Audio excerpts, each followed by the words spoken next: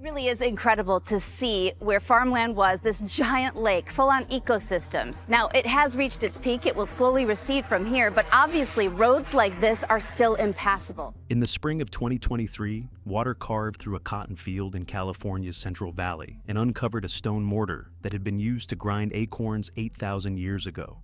A few miles away, a farming town of 22,000 people kept sinking toward the rising water table, 11.5 feet lower than it stood 100 years before, and above all of it. During our lifetime, for us, it's a type of a miracle. All we've experienced is just dry, and the first thought that comes to mind is, man, we need this. Ducks and geese that had never seen this lake in their species' living memory dropped out of the sky by the thousands. None of this was supposed to be possible. Tulare Lake had been gone since 1898, until it wasn't. What Tulare Lake used to be. Before the cotton came, this place was an inland sea. Tulare Lake covered roughly 790 square miles of the southern San Joaquin Valley. It was larger than Lake Tahoe. It was the largest freshwater lake west of the Mississippi River, and it had no outlet. 4 rivers fed it: the Kings, the Kaweah, the Tule, the Kern. They poured down out of the Sierra Nevada every spring, and nothing flowed back out. Water left only through evaporation. In wet years, the lake spread across the valley floor for hundreds of square miles. In dry years, it shrank. The lake was a life form. Our ancestors used to get everything from this lake. So now that it has reawakened, it's reawakened our spirit. It had been doing this for thousands of years. The wildlife that depended on it was almost beyond modern comprehension. Flocks of ducks and geese darkened the sky. Millions of birds used Tulare Lake as a stop on the Pacific Flyway, the migratory corridor that stretches from Alaska to South America. Tule elk roamed the marshes. Grizzly bears hunted the shorelines. The lake itself held species found nowhere else on Earth, including the Tulare Lake sardine and the thick-tailed chub, and the people. The Tachi Yokut had lived alongside this lake for 8,000 years. They called it Pa'ashi. Their population, together with the other Yokut groups around the lake, ran into the tens of thousands, one of the densest indigenous populations in pre-contact America. They built boats from the Tule reeds that gave the lake its Spanish name. They harvested fish with weirs and nets. They hunted waterfowl in numbers that could sustain large permanent villages. But at the same time, they got to remember that thousands of tribes are extinct because of the loss of this lake. You know what I mean? Languages were lost, dances were lost. You know what I mean? Our way of life was lost so that all of this could be here. You know what I mean? All this farming out here is here because they removed our people. The lake made all of it possible. For 8,000 years, the lake and the people who lived on it were a single system. Then, in a span of less than 50 years, both were erased. How a lake this big was erased. The Spanish missions reached the valley first, in the early 1800s. The diseases they carried, smallpox, measles, influenza, moved faster than the missionaries did. By the time American settlers arrived in real numbers after the 1849 gold rush, the Yokut population had already collapsed by an estimated 90%. The survivors watched what came next. The new agricultural economy had no use for a lake. It had use only for the water that filled it.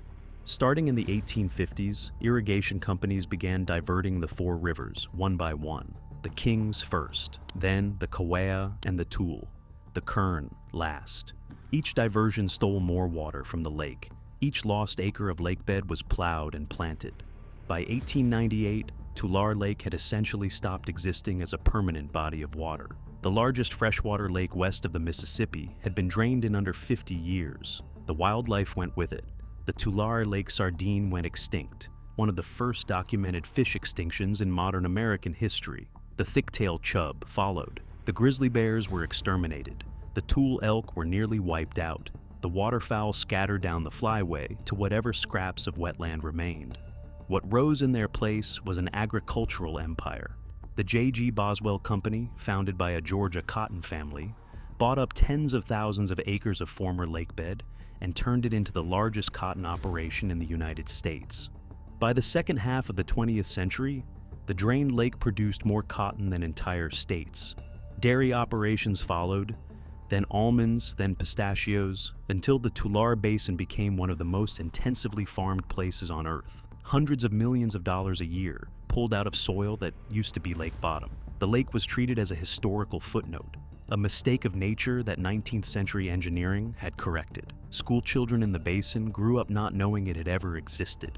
Maps stopped drawing it. The four rivers had been broken into so many canals that nobody who hadn't gone looking could trace the original flow.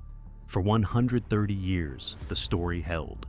Until the winter of 2023, the winter that broke the system. It started in late December 2022, an atmospheric river, a long, dense band of moisture flowing in off the Pacific, slammed into California, then another, then another. By the time the pattern broke in April, the state had been hit by roughly 31 atmospheric river events in 4 months. Towns in the coastal range were cut off for days. Highways washed out. The reservoirs filled, then overfilled, then started spilling. The real story, though, was the snow. By spring, the southern Sierra Nevada was carrying snow at 250 to 300% of the historical average. The largest measured snowpack in California's recorded history. All of it sitting in the mountains, all of it waiting for the temperature to rise. When the melt came, the four rivers, the same kings, Kaweah, Tulare, and Kern, that had been pulled apart 130 years earlier, filled up faster than the canals could handle. The irrigation system had been designed for a world without Tulare Lake. It could not move that much water.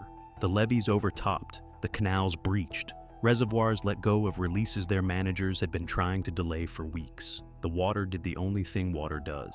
It flowed downhill. Downhill in this basin still meant the bottom of the old lake bed. The rerouting had moved the water. It had not moved the topography. The lowest point in the southern San Joaquin Valley was still the lowest point. By spring, water was pouring into it from every direction, and there was nothing in front of it tall enough to stop it. The lake came back. At its peak, the reformed Tulare Lake covered somewhere between 100,000 to 180,000 acres, smaller than the historical version, but vastly larger than anything that had existed on this land since the year 1900. Over 100,000 acres of farmland went underwater. Crops were destroyed. Dairy operations had to evacuate tens of thousands of cattle by truck, sometimes by helicopter when the access roads went under. Federal disaster declarations covered multiple counties. Damage ran into the hundreds of millions, and then the water started exposing things. The discovery under the floodwaters. This is the part that is hard to explain to anyone who only knew the basin as farmland. As the floodwaters moved across the fields, they did not just sit on top of the soil, they carved into it. They cut down through a century and a quarter of plowing, planting, and engineered fill. In places where the current ran strong enough, the water reached the original lake bed, the surface that had been buried since the 1890s. And the original lake bed was not blank. In some spots, the floodwaters dug down 4, 5, 6 feet before they hit anything solid. In other spots, the cuts were shallow but wide, exposing whole strips of pre-1900 surface across an acre at a time. Farmers walking their drowned land in waders pulled out things they could not immediately identify. Tribal monitors and archaeologists, called in by the Tachiyokut, started identifying them. For 8,000 years, the Tachiyokut and their ancestors had lived on the shorelines of Pa'ashi, village sites, fish weirs, bedrock mortars worn deep by generations of women grinding acorns and seeds, burial sites that had been in continuous use for thousands of years. When the lake was drained and the land was leveled for cotton, that entire archaeological landscape was buried, not excavated, not documented, not acknowledged, just plowed under and forgotten. The 2023 flood started bringing it back. The exact locations have been kept quiet. The Tachiyokut tribe has been protective of the information because publicizing the sites would invite looters and disturb ancestors who have already been disturbed enough. But the phenomenon itself is no longer in dispute. The lake's return has reopened access to a record of human occupation that the agricultural development had been sitting on top of for over a century. Stone tools, worked shell, carbonized plant remains from cooking fires that went out before the pyramids were built. All of it in cotton country. Take a breath here, because what we just described is genuinely strange, and there is more of it coming. If watching a buried American story claw its way back to the surface is something you want more of, hit subscribe and turn on notifications. We have several of these episodes already in production, and the next one is stranger than this. Other things came up too. Buried farmsteads, old wooden infrastructure from operations that had failed and been left in place when the next round of consolidation rolled through. Pre-mechanization equipment rusting under topsoil that had not been disturbed in decades. Fence lines from boundaries that no longer existed. Whole layers of rural American history that had been pushed underground and built over, surfacing in pieces wherever the floodwater ran hardest, and the wildlife arrived. Within weeks of the lake reforming, waterfowl populations began showing up at it. Ducks and geese flying the Pacific Flyway dropped down onto a body of water that had not existed in their species' living memory. Nobody told them it was there. Their instincts led them to it anyway. Tens of thousands of birds, white-fronted geese, northern pintails, cinnamon teal, a flyway memory older than any of the towns now standing in the basin. Within a few months, fish appeared, some inadvertently introduced through agricultural water systems, some recolonizing habitat that had been unavailable for generations.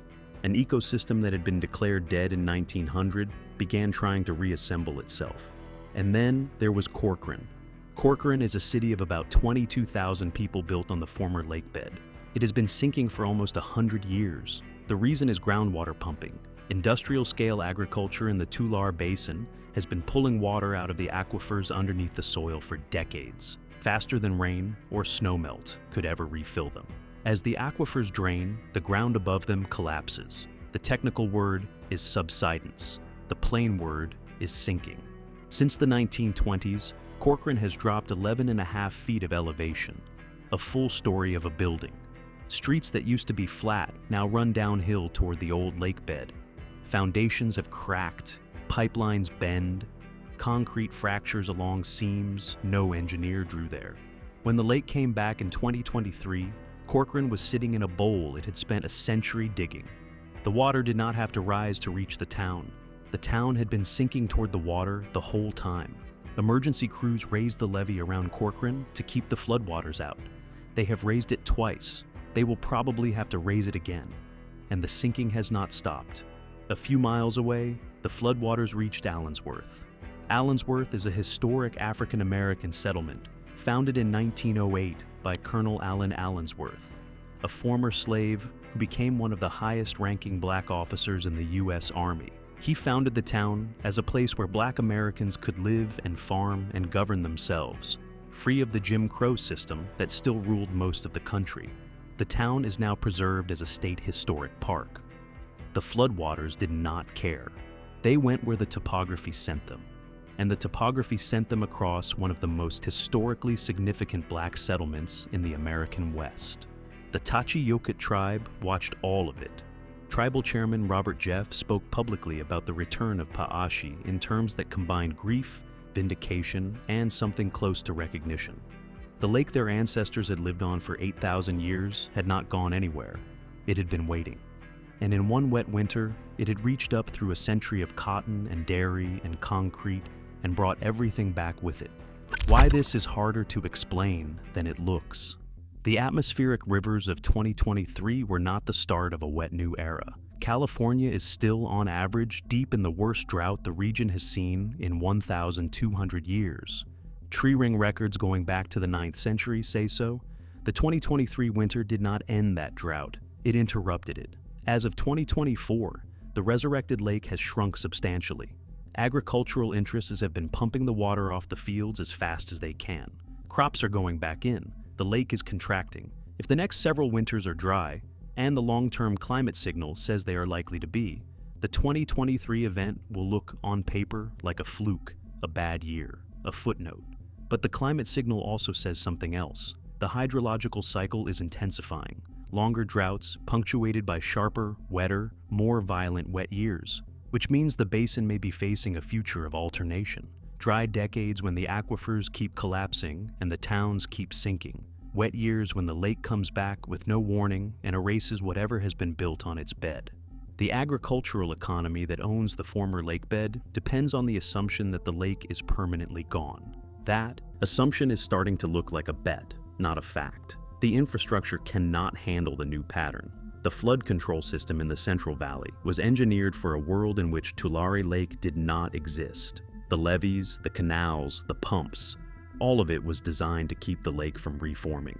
In 2023, it failed, not because it broke, because it was never built for what was coming. The snowpack hit nearly 3 times the historical average. The system was rated for a fraction of that. There is the groundwater problem on top of that. California's Sustainable Groundwater Management Act, passed in 2014, requires the basin to bring pumping back into balance with natural recharge. The Tulare Basin is one of the most overpumped places in the state. Meeting the law will mean retiring acreage, hundreds of thousands of acres by some estimates. Some of that land used to be Tulare Lake. Some of it could be Tulare Lake again. The retirement is not optional. The aquifers are emptying and the wells are getting deeper every year. Eventually, they run out. The basin's water imbalance, studied for years by analysts at the Pacific Institute, points at an uncomfortable conclusion. The hydrology of this place, left alone, produces a lake. The lake is not an accident. The drained version is. The 2023 flood was not the system breaking. It was the system showing you what it wants to do. And what it wants to do when the water exceeds the engineering is exactly what it did for thousands of years before anyone tried to stop it. That is the part that is hard to explain to people who only know the basin as farmland, not the flood, not the damage. The fact that the lake had been there the whole time, sitting under the cotton in a thin layer of waiting, and the only thing keeping it from existing was the diversion of 4 rivers and the desperate emptying of the aquifers beneath it. Pull either of those props out, and the lake stands back up. What the lake knows. The Tachi Yokut have not asked for the lake to be restored. The land ownership is too entrenched. The economic stakes are too high. The politics are impossible. They have just watched. They watched the water return to the lowest point in the basin, exactly the way it has always returned when there was enough of it. They watched the waterfowl come back, following instincts older than any of the towns now standing in the basin. They watched the floodwaters uncover the mortars and the village sites and the burial grounds their ancestors had used 8,000 years ago. And they watched an agricultural empire, built on the assumption that the lake was permanently gone, scramble to deal with the fact that it was not. The 2023 flood retreated. Corcoran is still sinking. The waterfowl have moved on for the season. The archaeological sites are buried again, under shallower soil this time. The mortars and the village outlines are back in the dark. The fields look like fields again, but the water table is closer to the surface than it was. The cracks in the Corcoran levee have been patched, not solved. The farmers who lost a crop are watching the snowpack readings in the southern Sierra Nevada with an attention nobody in this basin paid them with 100 years ago. And nobody, not the farmers, not the engineers, not the climatologists, not the tribe, knows what the next wet winter will pull back up. The lake remembers. The water remembers. Here is the question we want to leave you with. If a lake this big can wait 130 years under a working agricultural economy and then come back in one season, what other erased landscapes in this country are sitting quietly under farmland, parking lots, and subdivisions, waiting for the right wet winter to surface? Drop your guess in the comments. Tell us which lost lake, river, or wetland you think comes back next. The list is longer than most people realize, and the follow-up episode is already in production. Subscribe before you go. The next story we are unearthing makes this one look like a warm-up.